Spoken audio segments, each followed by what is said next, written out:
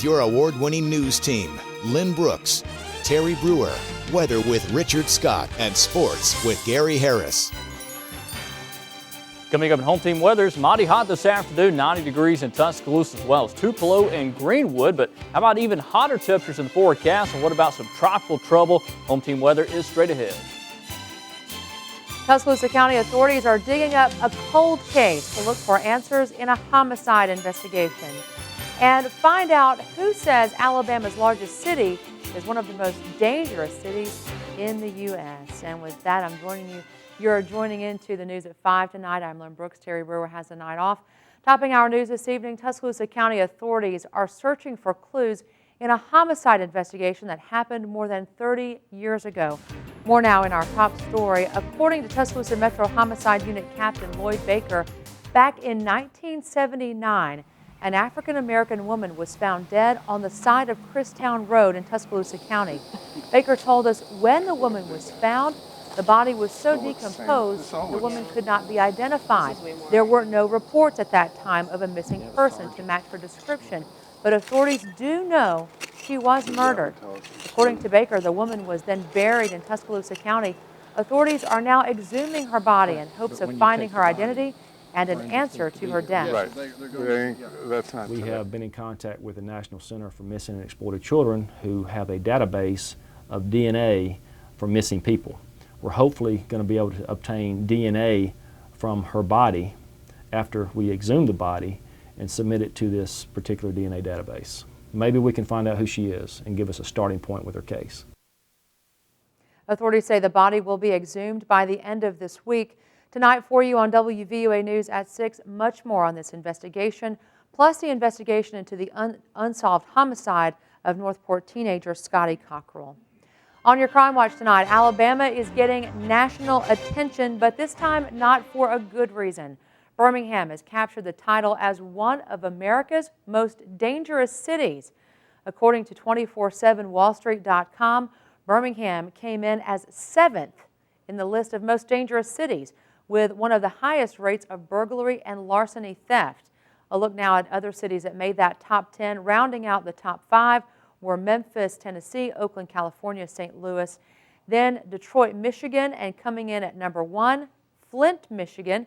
But some good news, the FBI says in 2011, violent crimes overall in America dropped by 4%.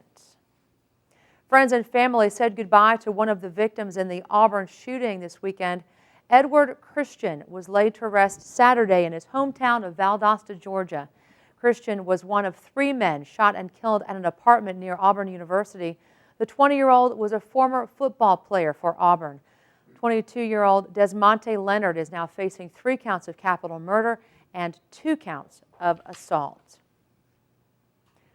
Microsoft is creating quite a buzz today with the anticipation of a major announcement. The company invited the media to a last-minute meeting with an email, but would not release the location until earlier today. Some are speculating Microsoft would be unveiling a tablet computer to compete with Apple's iPad.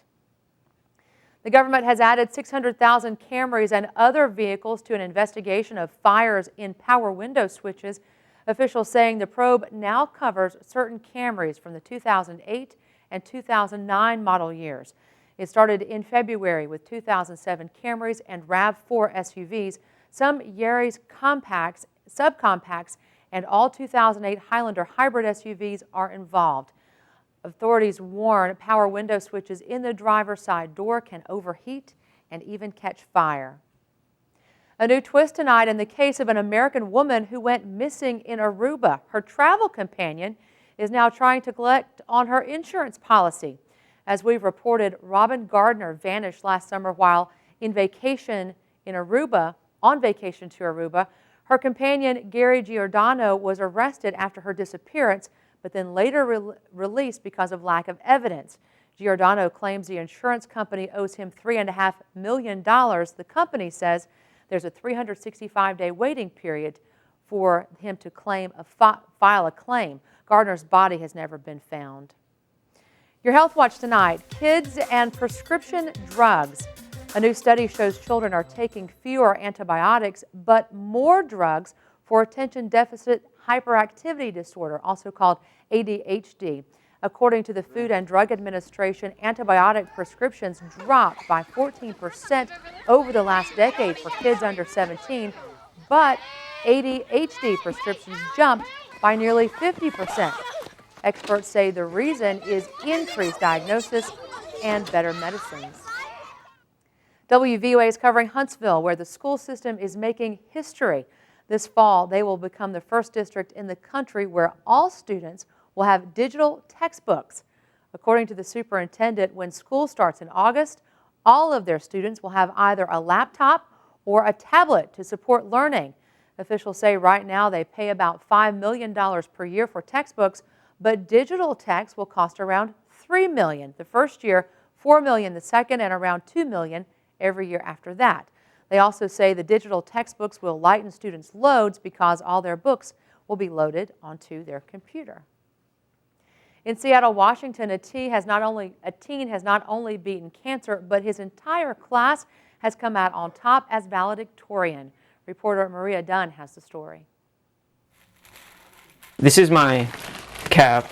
It's the time of their lives for high school seniors. Graduation is the end of one chapter and the beginning of another. When I found out I was valedictorian, I was really surprised. Mikhail Perla will graduate at the top of his class from Ballard High School, but it hasn't always been easy. Even though I was diagnosed with cancer, I never thought that I wouldn't be graduating.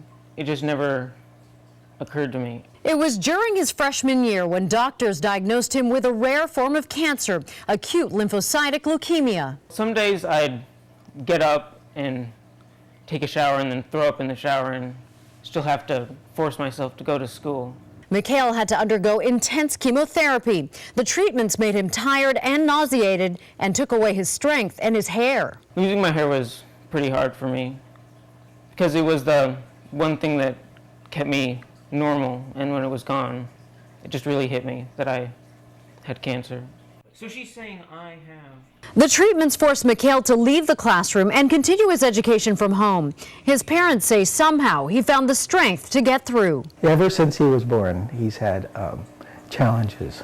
Juan and Sally Perla say along with being ill, their son is dyslexic, and while being treated, developed a chemo-induced form of diabetes. He just is like, well, this is what life gave me. I'm just going to keep going, and you have to make the choice to do that, and he did. The last few weeks have been filled with a senior prom, award ceremonies, and now graduation. It's exciting, putting the cancer behind me and looking to the future. A future that is sure to be bright. I believe that if there's a will, there's a way, and I definitely had the will. Inspired by all the hours Mikhail Perla spent in the hospital, he'll start studying pre-med at the University of Washington next year.